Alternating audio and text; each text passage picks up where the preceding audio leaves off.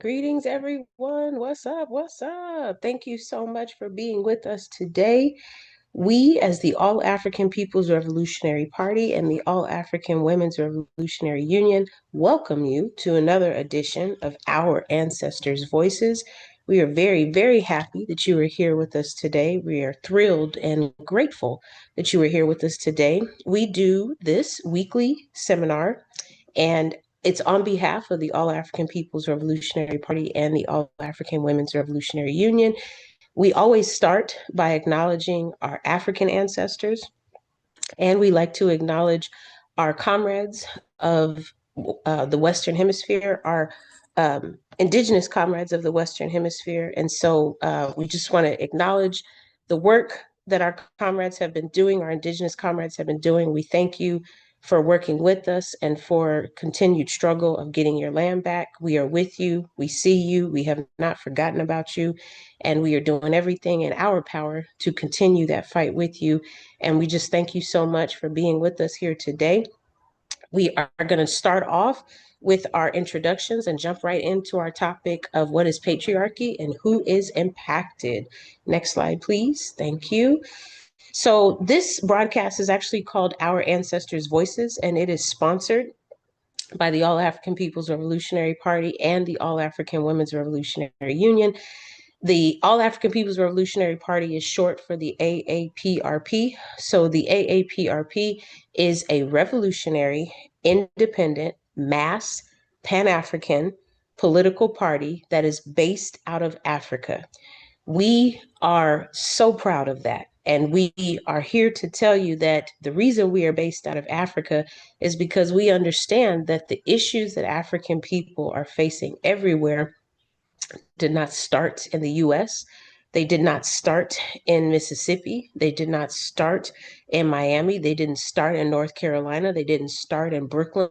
They started in Africa when our land was stolen from us. They started Africa when some of our ancestors were abducted and captured.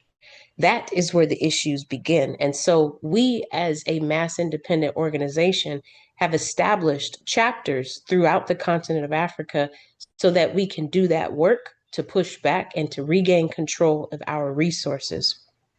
Part of why this work is so important is because we are determined to achieve a one unified socialist Africa. And we understand that the focus of our work is the primacy of Africa, because as I said, that's where the issue started.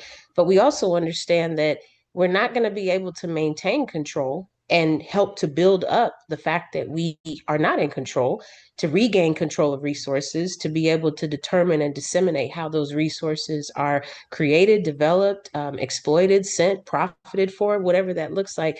We're not going to be able to do any of that if we're not under an economic system that is both humane and that values that align with our values. And that's why we're pushing for a one unified socialist Africa. This is also what we mean when we say that we are Pan-African. And so just connecting all of that, you can see and learn more about that concept specifically from the Handbook of Revolutionary Warfare. This book was written by Dr. Kwame Nkrumah, and he is definitely one of our amazing founders who has established this beautiful organization that is here with you today, presenting on this topic. Had it not been for Dr. Nkrumah writing about these things, we wouldn't have really have had the guide and the mapping, if you will, to understand how this process is actually come about. Because really what he's talking about in the Revolutionary Warfare Handbook is really what it means for all these different organizations to come together so that they can actually have more of a coordination of political organization, right? And so he talks about that. He talks about the idea of militaries coming together and, again, speaking to this idea of a Pan-African United States of Africa, right? So with that being said, this seminar is hosted weekly, every week by this comrade by the name of Ajamu Umi. He is a longtime organizer with the All African People's Revolutionary Party. I am also joining him and have been hosting with him for a moment. We are related by blood, and I am approaching 7 years of being in this organization. So very, very happy to be with you today. We are very excited to talk about can marginalized genders benefit or not to benefit from patriarchy. And so without further ado, if you could advance to the next slide, please, get us started. Thank you so much. So I want to start with kind of helping us to just kind of think about this a little bit larger, right? So what is the issue? What am I talking about, and why is patriarchy such an issue, right? So we need to start by thinking about how under the rule of patriarchy, we're also talking about misogyny, right? We're talking about the fact that there are several different ways that this can really be understood. And when we think about misogyny, we need to understand that it is rooted within patriarchy, right? We need to understand that today we're talking about patriarchy, and we want to be clear. We're not saying that men aren't actually harmed from the system, that they also benefit from. I just want to be clear when I say that. And so we can give you some examples actually by speaking to the fact that with patriarchy, there are assumptions that are made where you, as an individual, if you are male identifying, it looks like I'm freezing up a little bit, so I hope I'm okay.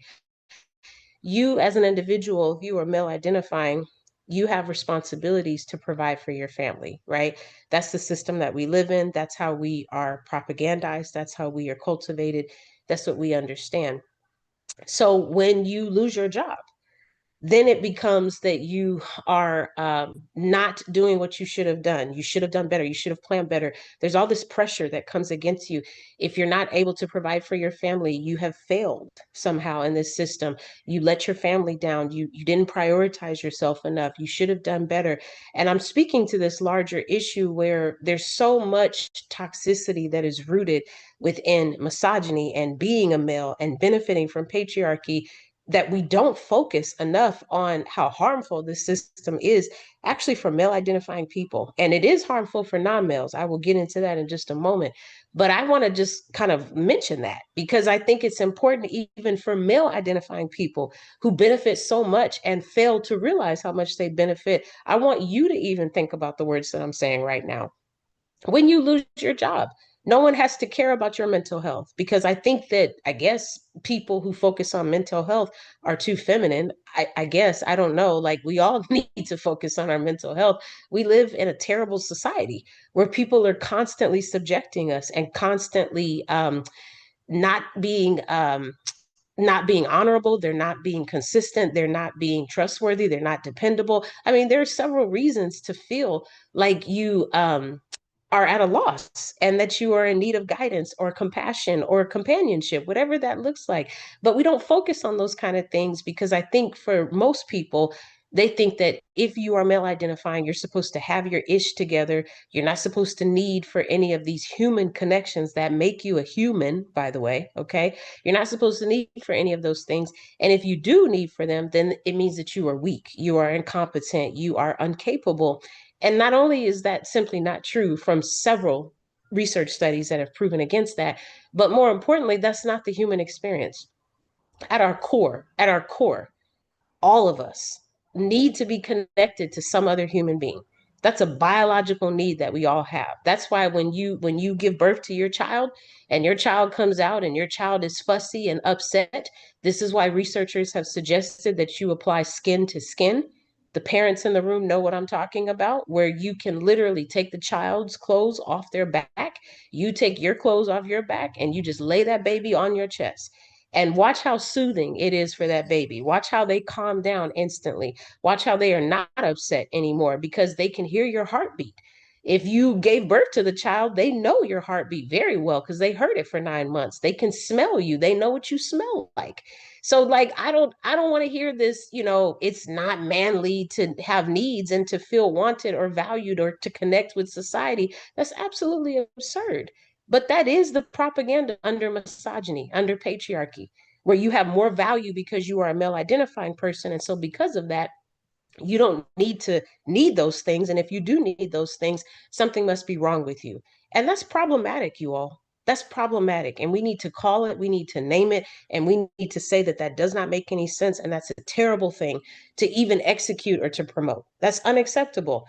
This is also the reason why a lot of male identifying people think that a lot of they call it the male loneliness phenomenon now, where, more and more non-males are choosing to be single instead of being in relationships because they don't want to tolerate the blatant disrespect, but also the dehumanization that they are facing. And therefore, the male identifying people, they can't even see that because they're so busy trying to hold on to something that they used to have, which means perpetuating very toxic ideas, perpetuating a toxic environment that other people just simply don't want to tolerate and be a part of. There's also this piece about, understanding what it means to give excuses for poor and harmful behavior, right? So this idea of expecting control and dominance because you are a male, that's absurd. And that's not really a partnership. So I think we should even ask the question, like, what are you looking for? Not just in intimate relationships, but what are you looking for as a male in any of your relationships? Are you looking to just do things by yourself all the time, every day? At some point, that's got to get old, right? Because again, you're not in this world by yourself. You're in this world with other people. And if you're not in a position where you can accept the fact that you might need help at some point, if you can accept the fact that it is actually very much revolutionary and it is very much collective and socialist for you to ask for help because people are there to help you. Your loved ones don't want to see you struggling. They don't want to see you suffering. They would love nothing more to help you. And if you don't have loved ones that want to help you, find some, build a new community, find some people who got your back and they're not going to gaslight you when you ask for help. That's the problem now is we live under a capitalist regime where we can't ask for help. And if we do, it's not just reflected on males, it's reflected on other people that we're weak, that we're incapable, that we're not strong enough, that we are not, competent. That's bull, you all. It is bull. It is nonsense. And we need to name it and deflect it and erase it and eradicate it. That is what we need to do. That is simply unacceptable. That is unacceptable because now we're not in even a position where we can start to create what a healthy relationship looks like because we don't even know how to ask for help. We don't know how to accept help and we don't know how to just be okay with the fact that everything doesn't have to fall on our shoulders. Again, like that pressure, that's not healthy, y'all. That is not healthy at all. That is not healthy. That is not healthy. This is why I say personally, like, this is why the word partner means so much to me because I really want things to have more of an equitable relationship to them. But everybody doesn't want that. So you have to kind of think about, like, as a male, if you are actively trying to resist patriarchy, what does that mean for you? What does that mean in terms of you advocating your needs to your partner? What does that mean in terms of you being vulnerable? Again, that's not masculine to do that. But who says it's not? Who says it's not? Some straight European man from Europe? Why are we listening to them anymore? Why? Why are we listening to them? How has that been helpful for us up to this point? How has that helped African people achieve our resources and gain control of our land? Have we done it using their influence and definition? No, we have not. So I would suggest that we try a different approach because that's obviously not working for us. It's obviously not working for us to be homophobic and to be ableist. Those things are not working for us. We need to check ourselves and try again. And that includes being patriarchal. That includes understanding just how embedded and how evil this system is, because it is, in fact, a system that unfairly advantages male identifying people while unfairly disadvantaging non male people and women. And that's not going to help us achieve this larger goal of what we're aiming for. So we need to think about that more, you all. We also need to think about, it's not just about achieving a one unified free Africa, because we are in solidarity with Palestinian people, we are in solidarity with our Irish folks, we are in solidarity with so many folks. So if we are trying to achieve any of these free lands, whether it's Palestine, whether it's Ireland, whether it's the Western Hemisphere, the Philippines, I would argue patriarchy has got to go. And that therefore we have got to think deeply about what that means for us in terms of releasing that and releasing the perpetuation that we all are guilty of, because again, this system has inflicted itself on all of us. So how are all of us guilty of perpetuating it? And then therefore, how can we start to challenge what it means to not enforce it as much? Next slide, please. All right. So I also want to highlight a couple of things here. I'm sure you all remember this debate on social media, I guess a couple of years ago now. I feel like it was still post immediate COVID, but like not, we weren't out of the woods yet, COVID, if that makes sense. So, anywho, there was an argument, in case you're not familiar, where this question was circulating around social media. They were asking non-male people, women identifying people, if you had to be trapped in a room with a male or a bear, which one would you choose, right? And so a lot of the non-male people and a lot of the women identifying people chose a bear, and that upset quite a few male identifying people, right? And so I just want to kind of highlight a couple of things here because this question is coming up again, and I'll play a video in just a moment from Dulce there where you can see why she's responding to that, but also her analysis that even comes up behind why she answered the way she did. So I just want to highlight first and foremost, if you are a male identifying person and you're listening to this broadcast right now, you need to take responsibility that you benefit from patriarchy. That's it. Take responsibility for that. Own up to it, acknowledge it, think about it before you reject it. Think about it. Think about it. Think about the fact that your privilege alone might be the reason why you're thinking of rejecting it, and only privileged people would think to say that they don't have privilege. So just think about that for a minute. And I want you to sit with that uncomfortableness. I want you to really sit with it. I know it's uncomfortable. I know. Because when I am trying to do work with queer identifying folks, I don't like that my privilege as a heterosexual person is showing. I try my best to tame that as much as I can. So I understand that it might be uncomfortable for you. I do. At the end of the day, though, it's really not about how you feel. It's about using your privilege to make a difference for those that are less advantaged than you. That's what it's about. That's the collectivist way. So not only do I want you to sit with it and be uncomfortable right now, but I also want you to think about, are you feeling uncomfortable because your emotions are getting the best of you, where you don't want to think about the fact that you are a part of the problem? Is that why this is making you uncomfortable? Or are you worried that you are probably not admitting that you're a part of the problem because it's easier to avoid it and to suppress it than to actually face it head on and look at it and hold yourself accountable? Like, you need to think deeply about that, right?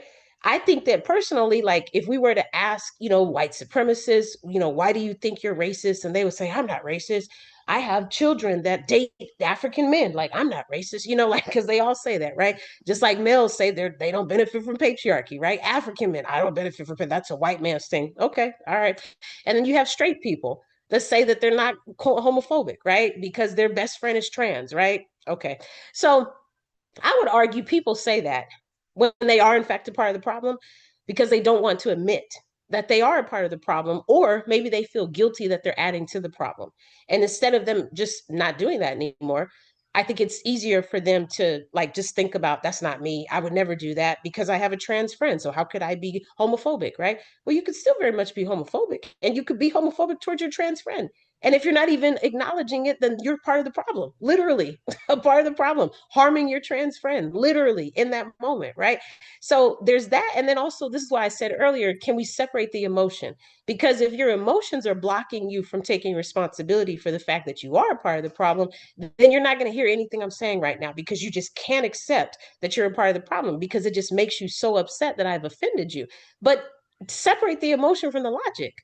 The evidence suggests that you do benefit from patriarchy. The evidence suggests you benefit from misogyny. The evidence suggests that you perpetuate those things because you like that reality. And if you don't agree with me, and if you're a male identifying person, I would ask you right now, would you be willing to trade places with me and live my life as an African descent woman who has constantly got her head on a swivel because she knows what the statistical rates are for women who are abducted on the streets, for African trans women who are abducted on the streets, for African women and indigenous native women who are abducted on the streets?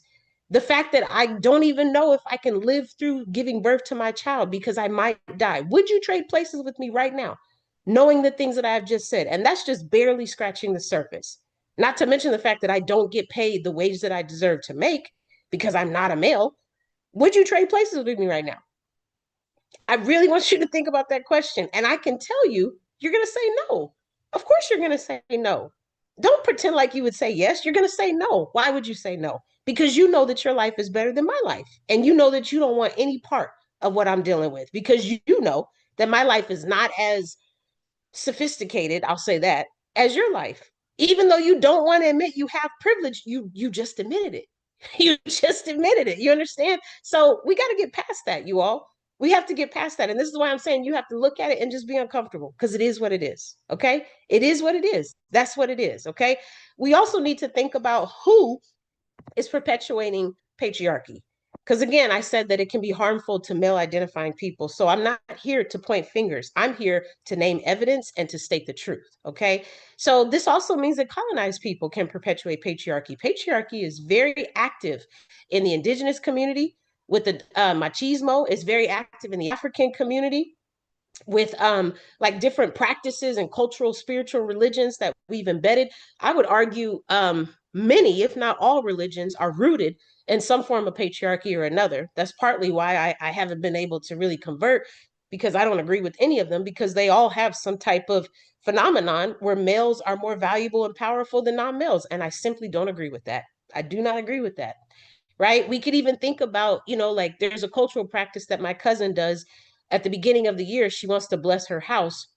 So everybody exits the house and she will not walk into her own house, until a male walks in first. I don't know. I'd have to talk to some ancestors about that, but I think that that is extremely patriarchal. I don't agree with it. It'd be different if the male was walking in with a non-male because they live there together because she's married. That would be different. But to just simply argue that he only has the power to stop bad forces by himself, not only is that not a good plan, because then the forces can just come inside of him and then he's possessed, right? But second, like, why should that just be on him? And why shouldn't she have enough assertion to understand she also can protect her house? That's just absurd to me. I don't agree with it, and that's absurd. And that's just one example that we could talk about. So yeah, colonized people very much can perpetuate it.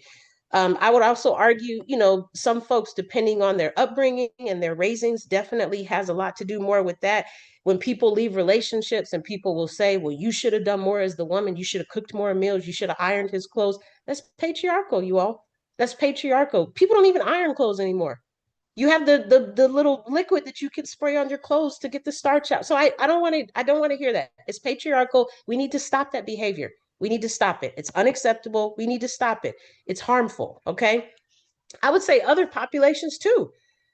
I've witnessed patriarchal values in the queer community. I have, because it's a system that still impacts every single one of us. So it's not just if you're straight you are harmed by it or you benefit from it. Even if you identify as being queer, you still have some type of leash to it. You have some type of tether to it, because being patriarchal, especially if you are a male identifying person in the queer community, is still a benefit for you in terms of you still having the values that are assigned and assimilated with it. And I'm just thinking about, like, again, like, would we want to trade places with a non-male? No, because we understand that their life is not as quality as ours. We do have the ability to assert ourselves. Am I saying that African men don't have oppression that they face? No. What I'm saying is they are less likely to have faced the same oppressions as me. That's what I'm saying. And people know that. That's why you wouldn't want to trade places. So because you don't want to trade, even if you identify as being queer, it doesn't matter. You're still perpetuating that, and therefore you still benefit from it, which means you are a part of the problem if you're perpetuating it and if you're not fighting against it. And that is the truth. That is the truth. Anyone who enforces the systemic oppression is enforcing patriarchy. Anyone who embraces it and does not resist it. I'll also say that I saw this quote on Instagram, super interesting. The women want men who don't exist yet. Men want women who no longer exist. And you can think about that what you will. Okay. All right. Let's listen to what Dulce has to say.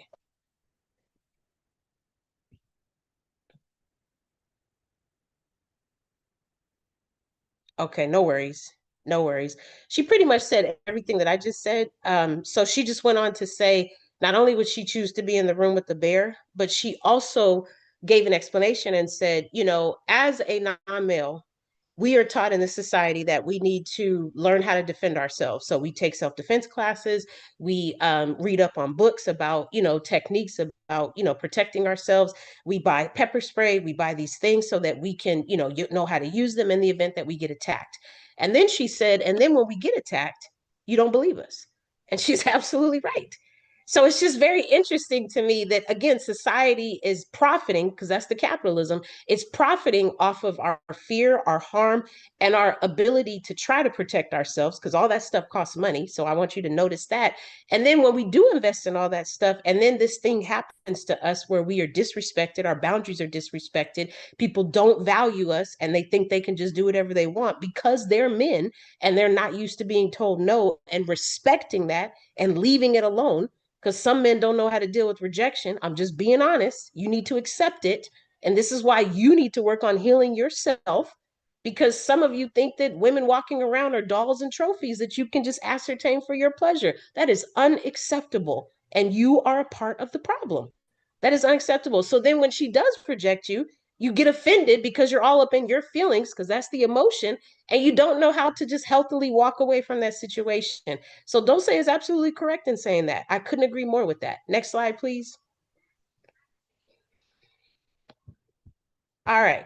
So I also think that, we need to think a little bit more deeply about whose problem this is that we need to be fighting, right?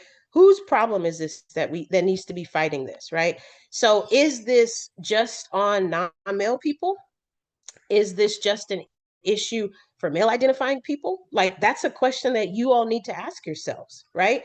I would argue that if you think this is a problem that only non-male people should be fighting, women identifying people should be fighting, I would argue you're a part of the problem. Yeah, okay, I'm freezing up. Let me make sure I say that again. If you think that non-male people and women are the only ones who should be fighting this issue, you're a part of the problem. You are. Because to think that would argue that you don't take any responsibility for how you're playing into the problem, which means, as the saying goes, you're either a part of the solution or you're a part of the problem. So that means that now I need to figure out how to now convince you that this is a problem that I still have to fix. And if you're not even willing to take responsibility or come on board and help me, that's not really doing a disservice, right? So I just think we have to think about that a little bit deeply, because that's deep. It's really deep. It looks like I'm not as freezing anymore. So yeah, basically you either take responsibility and you fight with the people who are oppressed. If you don't, then you're a part of the problem. You very much are, because that means that you don't really want to admit that you benefit from the same system they're fighting, and then you think that they should just be the only ones fighting it. How is that fair? And I would just make the argument, African women understand that colonialism and white supremacy are impacting all African people. So we stand with all African people and we fight with them. So how come y'all can't fight with us? What's up with that? Or is it that you want a unified socialist Africa, but you still want patriarchy in this new world? Just be honest and tell us so that we can understand you're a part of the problem. Just let us know so we can understand that, because this is not how this is supposed to go. It's not how it's supposed to go. So we can think that there's a contradiction when it comes to the group being oppressed and how they should have to single-handedly do it themselves. And that is a contradiction within itself. I also want to say that this idea of it being not your problem or not your attitude, that very much has got to go. And like I said, you have African people as a whole who are fighting against colonialism, white supremacy. So why can't African people as a whole fight against ableism? Why can't African people as a whole fight against patriarchy? Why is it different? Colonialism impacts all of us, but so does ableism. So does patriarchy, right? So we got to take responsibility. If you're not a part of the problem, then continue to do the work that you're doing so that your actions can speak louder than words and we can see that. But if you are a part of the problem, then we're talking about you, and you need to do some serious self evaluation. Also, I want you to think about how you're not my problem, not my attitude. How is that really helping us to achieve a Pan Africanist Africa? You're being selfish. How is that helping us? You're being individualistic. That's bringing in the capitalist values. We're trying to get away from capitalism. So you should really think about that on a very deep level. You should think about that. I need African men to take ownership and to admit the obvious contradiction. Take ownership and admit it. Making excuses, saying that you're not a part of the problem is unacceptable. African men claim that they want to be protectors and providers, right? That's what I see when I'm going out on social media and all these things, right? Yet you are the ones causing the most harm to African non-males and to women by enforcing the oppressive system that marginalizes genders in the first place. So you're not being a protector. You're not being a provider, actually. If you were causing more harm to her, than even the European white man is causing. Think about that.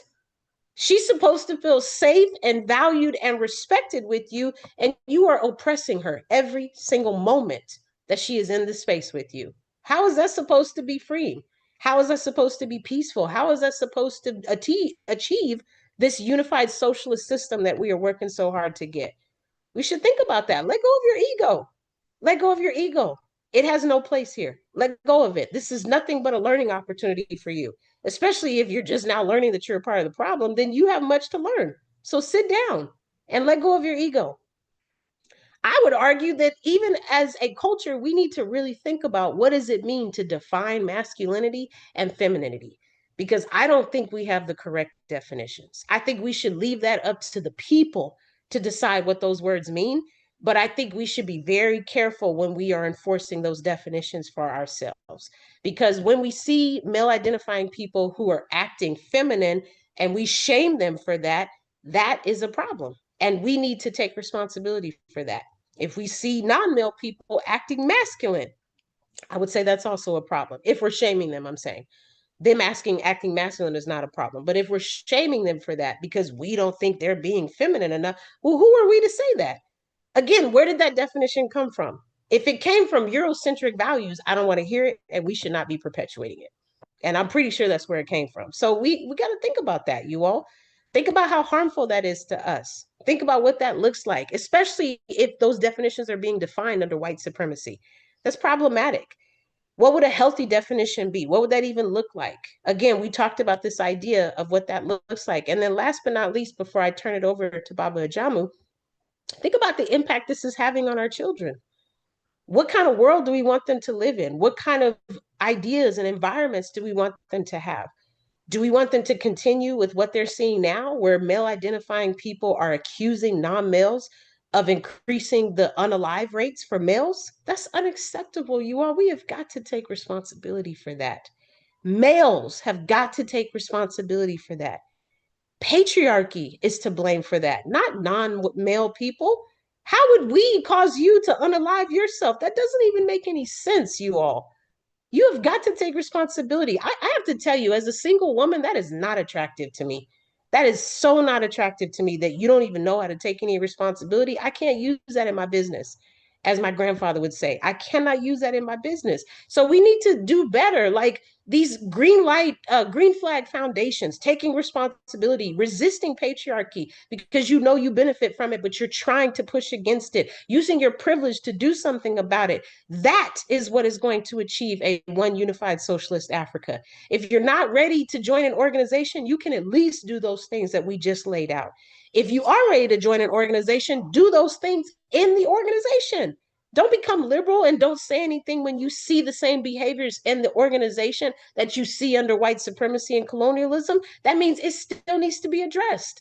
And that means we're not going to be ready to achieve a one unified socialist Africa if we're still bringing over those Eurocentric values that we're trying so hard to work against. This is on all of us, you all.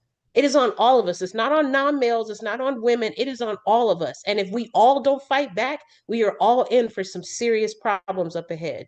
Join an organization that's working for justice. If you're not ready to do that, take responsibility for your privilege and use it to make a difference.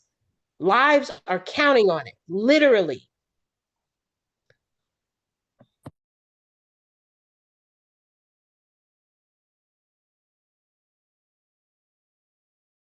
Ashe, obrigado, asante sana, madasi, thank you very much.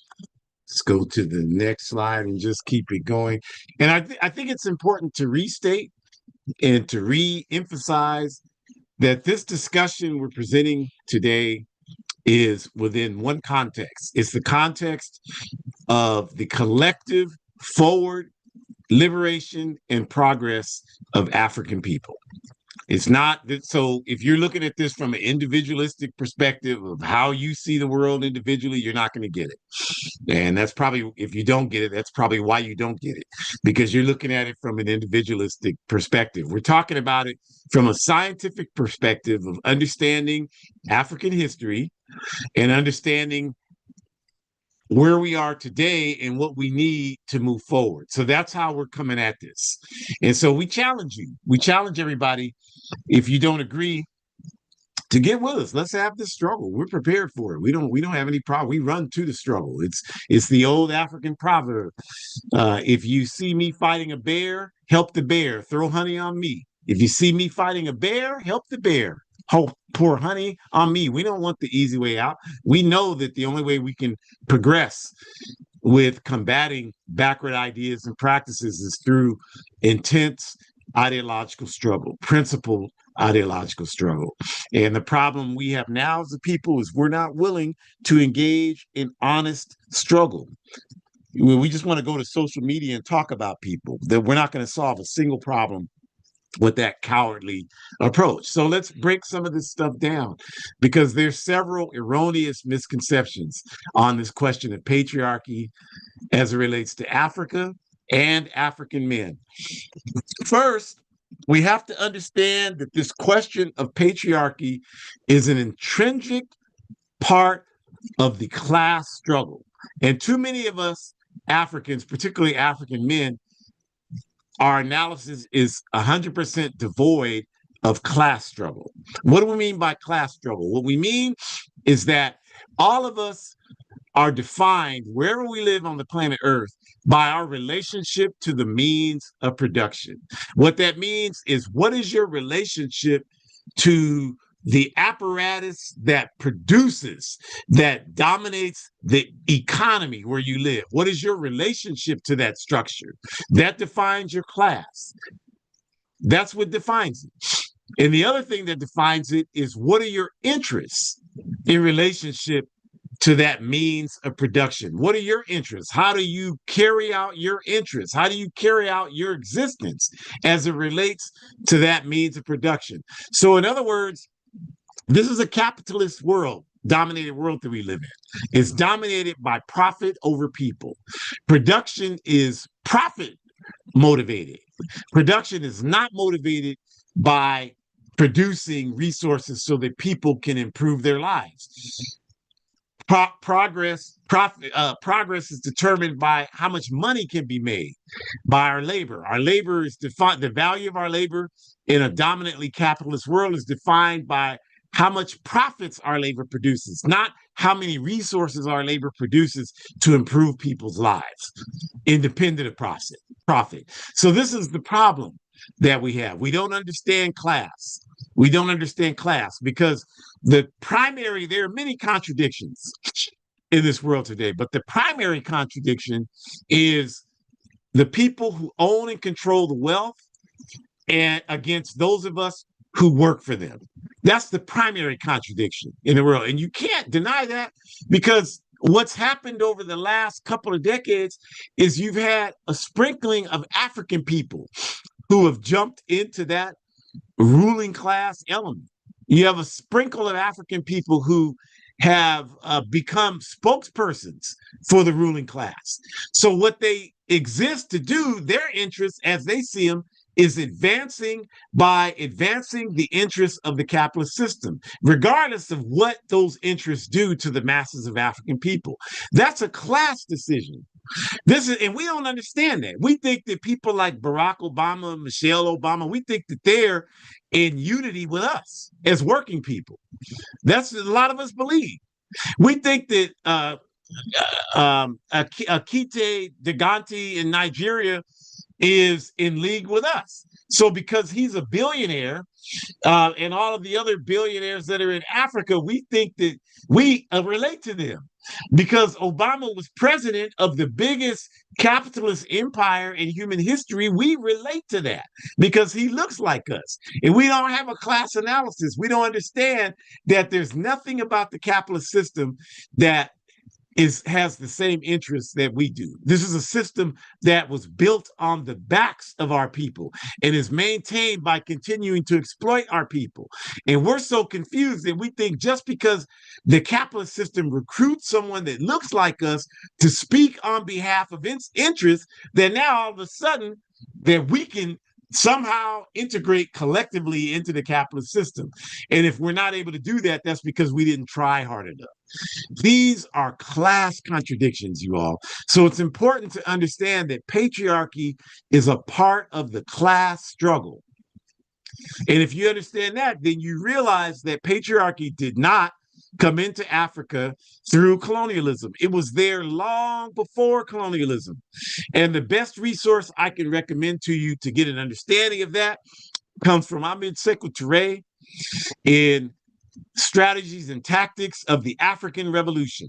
If you don't know who Secretary is or was, he was a proponent of revolutionary Pan-Africanism, the first president of Guinea, West Africa, and a profound thinker and a practical activist as it relates to work to unite African people all over the world. From his work with Ghana and Kwame Nkrumah and Modibo Keita in Mali to form the first African Union in 1960s, of which the present Alliance of Sahel States grew their inspiration from his work there, from his work to provide Guinea as a launching pad for the African Party for the Independence of Guinea-Bissau, the PAIGC from Guinea-Bissau, to wage its anti-colonial war against Portugal, to drive Portugal out of Guinea-Bissau, from his work to support the African liberation movement here in the U.S., his sponsorship of delegates from the Student Nonviolent Coordinating Committee, SNCC, in 1964 to come to Guinea. John Lewis, the congressman, went to Guinea on the invitation of Secretary. A lot of SNCC organizers, Ruby Doris Smith Robinson, went to Guinea, was so inspired that she came back before she died at the tender age of 25. She came back and named her son Sekou, right? Cleve Sellers, who was one of the most militant activists within SNCC. You see his son now, Bakari Sellers. I don't know what happened. It's a prime example of how the kids don't necessarily reflect the value of the parents, or maybe Cleve Sellers' values changed as he got older. I don't know. But he went to Guinea. Miss Fannie Lou Hamer was there. And Miss Fannie Lou Hamer came back and talked about how she sat at the table with President Secretary, and he treated her with more dignity than she had ever experienced growing up in Macomb County, Mississippi, with a third grade education as a sharecropper. So this is who Secretary was. So you should investigate him if you don't know. But what he wrote about as it relates to class struggle, he talked about the history of class struggle, and he talked about how dominant economic periods have come in stages. And the first stage was communalism, where you had you had basic production, like people picked food and people built huts and people did these things collectively and they met each other's needs. And then as populations grew, that system became outdated. It was not sufficient enough to meet the needs of everyone. So, and then people figured out that they could dominate people and they could control their labor. So the system of slavery came about as the dominant economic system 10, 15,000 years ago. And this system of slavery can't be confused with the chattel slave system that ushered in the beginnings of industrialization and capitalism. The chattel slavery that's the reason why African people were in the Western world. You can't confuse those, because a lot of people want to confuse you. The Africans sold people into slavery. They're talking about traditional slavery, servitude, indentured servitude, 10, 15,000 years ago. This is economics, y'all, 101. This is my area. I'd love to debate it with you. And then from there, slavery gave way to feudalism, where you had kingdoms and queendoms. So that's why when you walk up to me and say, well, how you doing, king? I'm like, I ain't no king, because kingdoms and queendoms were oppressive regimes where the majority of people had nothing and worked for the people on top of the monarchy. And then from there, with the help of the transatlantic slave trade, the money was produced from that slave trade to create industrialism, where machine production produced hand production. And this brought in the dawn of the development of the capitalist system. And of course, it won't stop there. It'll move forward to socialism and then to communism. And at some point, human beings will figure out what comes after that to a higher level. But my point is that patriarchy came in during that 10 or 15,000 year period ago when slavery became a dominant economic system in the world. And men figured out they had the advantage in physically dominating women, and they took that advantage. And this began to develop these systems of patriarchy in Africa long before the Europeans just came 500 years ago. So long before that, patriarchy existed. And it was personified and institutionalized during the feudal phase of 9,000 years ago, where patriarchy became institutionalized under the kingdoms and the queendoms. So the concept that African men cannot be patriarchal, whenever an African man says that, I know they don't understand African history, or they're reading some version of African history that wants to disguise the truth. Because we can show you where patriarchy has been in Africa for a long, long time. Some of the practices like female genital mutilation, these are manifestations of historical patriarchy. That didn't start with colonialism. You're a damn fool if you try to argue that those kind of things started with colonialism. That's just simply not true. I mean, it's a damn lie, to be honest about it. So patriarchy has been there. And then also the other myth is that patriarchy, it isn't as bad as racism or white supremacy. They are both the same. They are both systems of oppression and exploitation. They are both the same. So if you argue that if you're an African man and you argue that African men cannot be patriarchal, that's the equivalent of a European arguing that Europeans can't be racist. It's the exact same thing. It's how I always respond to that is it's the same as me arguing about the process of delivering a baby. It's absolutely worthless. I've never experienced it and I never will. So who wants to hear my analysis of what it takes to deliver a baby? Who wants to hear an African man's analysis on how patriarchy works and who perpetuates it? I don't want to hear that shit. It's worthless to me. Who wants to hear a European talk about white supremacy and who perpetuates it? I have no interest at all in hearing that worthless shit. It's bullshit. It's worthless to me. You have never experienced it. You don't know what you're talking about, and you haven't studied it. And you've only studied people like most of these people. And one of the ways to determine whether African men have really seriously studied patriarchy, the first question I always ask, and I'm going to ask this to you listening right now, is what is the position of African women's organizations on the question of patriarchy? If you don't know that, then that's very telling about what you know or don't know. In other words, what I'm talking about is the women's wing of the African Party for the Independence of Guinea-Bissau, the PAIGC. What is the women's wing? UDEMU, the National Union of Guinea-Bissau Women. What is their position on patriarchy? You never even heard of UDEMU. What is his position of Pan-African Women's Organization, of the Pan-Africanist Congress? What is their position on patriarchy? What is the position of the women's wing of the Popular Movement for the Liberation of Angola? What is their position on patriarchy? Because all of those women wings have them.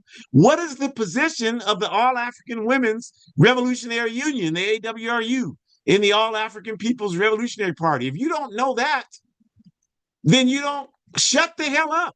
You don't know what you're talking about. And we're sick of listening to people that don't know what they're talking about, acting like they do. It's a waste of time and energy, and we don't have that kind of time to waste. We got work to do, and you're clearly not doing it. So get the hell out of the way. And if you don't, we'll get organized enough to move your worthless ass out the way. That's what we're doing.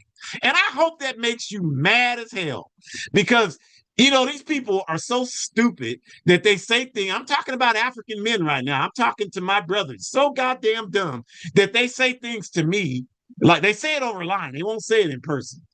I would love for them to say it to me to my face, but I know that's not going to happen, and they know that's not going to happen. They say it online, like, "Well, you're a coward. You must be gay." And it's like, look, I'm not. If I was gay, I would tell you I was gay, but you know I'm not gay. And you know that has nothing to do with it anyway. And a lot of this resentment or opposition to patriarchy, like I don't have any. There's no reason why that makes it so that I feel like I have to oppose this question of anti-patriarchy. And I think that men that do, there's reasons for that. There's no, for me, like I don't have any. Why am I? Why am I thinking about our queer community? Like that's none of my business. I don't spend a minute thinking about that. And these African men that spend so much time opposed to that, to me that means either you're upset because someone close to you, your children or something, is queer, or maybe you have some issues within yourself that you're not mature and balanced enough to deal with around this question of who you are, because I don't have any issues like that. So it never comes up for me. So I have to think you're so invested in it, there has to be a reason for it, because it doesn't take anything from you. None of this takes nothing from you to say this is a patriarchal society. African men perpetuate patriarchy. We have to destroy patriarchy. You lose nothing by doing that. So if you're fighting so hard against doing that, there has to be a reason for that. Only you know that. I don't even want to spend enough time worried about it. That's your problem. You figure it out. We're just not going to let you get in our way. And so, what men must do, right? What we have to do, we have to study and listen to women on this question of patriarchy. We have to listen to non-gender people on this question. They're the ones who deal with this every day, just like Europeans need to listen to African people and indigenous people and Asian people about white supremacy. That's just, and not just any random ass African people on white supremacy, but people who are involved in the work to eradicate white supremacy need to be listened to. Women who are involved in non-gender binary people who are involved in the work to eradicate patriarchy need to be listened to. Not some random ass woman who doesn't know patriarchy from the hole in her rear end. I'm talking about people who are doing the work, right? Because this identity politics approach is not going to work. Well, my wife says the patriarchy is not a problem. Well, that just tells me your wife, like you, doesn't know what the hell she's talking about. It's not about individuals who happen to represent a particular identity automatically being bestowed subject matter expert status. It's about the people doing the work, and that qualifies them to have the most qualified analysis of the problem. So study and listen. And if you have a full position against patriarchy, but you don't know the African women's organizations, that's a problem you need to look at if you're serious about it. And don't conflate men who oppose patriarchy with European dominated bourgeoisie feminism. I hear that too often from African men. Well, African women, that's not how much they make on the job. Who said that? We're not talking about that. We don't have any damn jobs in this society. We don't have any protection of jobs in this society. They don't even, the cotton is picked. Our status as employees in this society subsided long ago. We're in the way to these people right now. And you still talk, well, they're fighting for higher wages. I don't know. Nobody's fighting for that. We can't even get damn jobs in this damn society. So we're not fighting for the same thing white women are fighting for. African women have never been fighting. And if that's what you think, that just further provides irrefutable evidence that you're a goddamn idiot. No African women have ever been fighting for that. There's not a single one. No African women organizations from Udamu and Guinea-Bissau all the way to Alpha, Kappa, Alpha, Delta, Sigma, Theta. None of them are arguing that we should be talking about African women fighting for the same thing that white women are fighting. Nobody's saying that except you. And you don't know what's happening with African women. That's what that is. And so either we want liberation or we don't. Either we want unity or we don't. And if you don't want it, just say, I just want unity with people I can control. I just want unity with people I'm comfortable with. And then you take your sorry ass over there with the same sorry ass people that think like you, and you go ahead and sit there and have a boo-boo producing contest or whatever the hell you're going to do, because I don't see anything else productive coming out of what you're talking about. And then you do that. But those of us who are serious about liberation, we're going to be scientific about it. And that means that we're going to understand that unity means exactly what it says. It means every African must be unified, must be respected. All the other stuff, that's your personal business. I don't eat meat. I don't drink alcohol. I don't smoke weed. I don't get high. I exercise every day. I read constantly. I write constantly. I'm not going to say, well, you got to be a prolific writer to join this party. You can't eat meat if you join this party.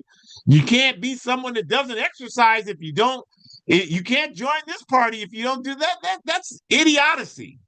And to me, that's no different than what a lot of you are doing with patriarchy, with homophobia, and all. It's no different whatsoever. So we got to understand that and, and evolve for that. We will never get unity as long as you clowns are dictating what we need to do. And if you're a man and don't care about what I'm talking about, like Shakur said, you're part of the problem. But you won't be part for long. You know, we're all going to die. We all have a limited amount of time that we're here. And so a minister said many years ago at a service, he was criticizing the church. He had asked me to come there and speak. It was a large church. There were about 600 people in there.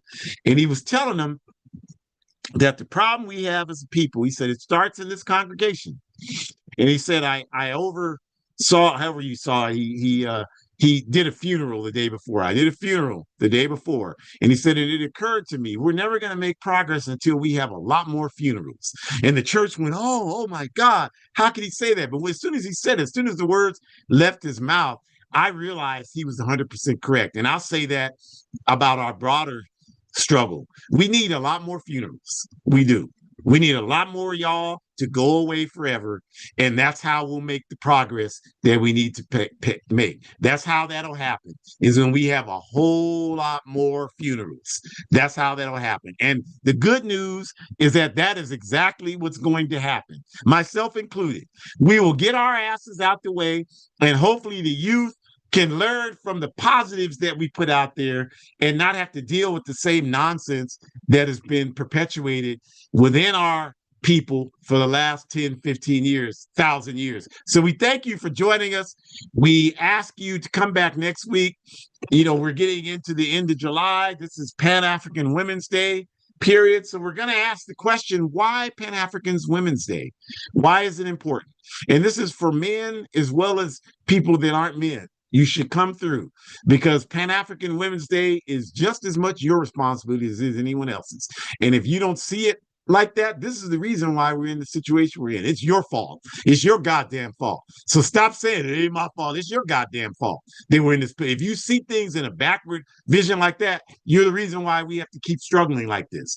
So the QR code in the upper left, the red and white one, gives you access to APRP programs. You can go to the Forward Ever shop and you can order clothes that reflect revolutionary messaging and supports our struggle by doing so. So please do that. Go to hoodcommunist.org, Revolutionary Pan-African blog. Please do that.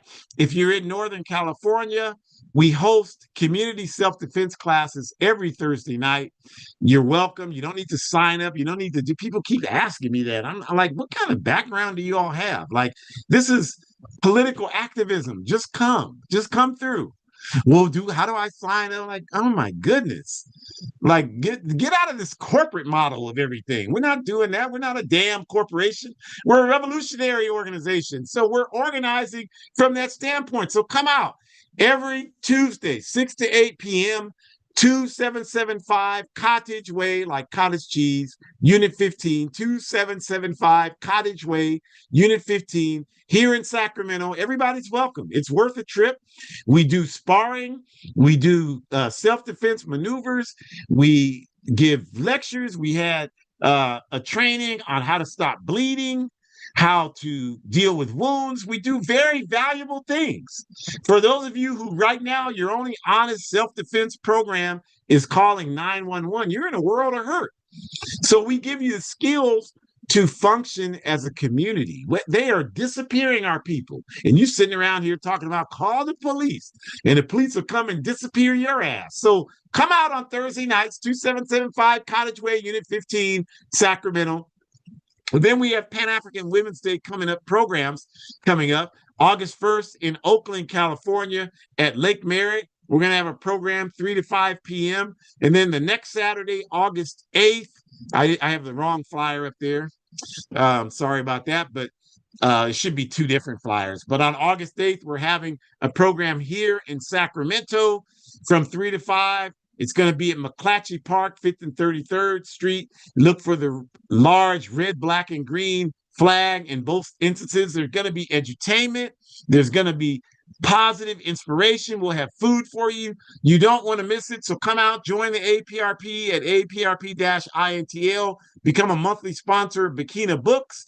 In the black and white QR code in the bottom right, you can become a sponsor, and that's APRP work at home in the Sahel, in Burkina Faso and Niger. And that's how we bring revolutionary literature, so we can bring revolutionary work study processes to the Sahel region. And my book in the upper right, A Guide for Organizing Defense Against White Supremacist, Patriarchal, and Fascist Violence, A Guide for Organizing Defense Against White Supremacist, Patriarchal, and Fascist Violence. The QR code is right next to it. It is a great organizing book. Don't take my word for it. There are plenty of reviews on it. When you scan the QR code, you will see them. So check them out. Clearly, I don't know all those people, but they got the book and they read it and they like it. I don't know any of them, really. Only like two or three of them I know. And there's like 70 reviews there. So check that out. And 100% of the proceeds go towards anti-fascist work, the Pan-Africanist work that we do. All of these events we're talking to you about need money. I get a lot of the money to fund that through that. We have so call your bookstore, have them order the books and get them in there. Call your library and have them get in there, and that's where you help the struggle. We're going to be outdoors. There's no electricity. I just bought a solar generator, and that comes from money I've earned from this book. And that's going to be used to advance our people's struggle. So get involved. As James Brown said, get involved. Stay strong, forward ever. Enjoy the rest of your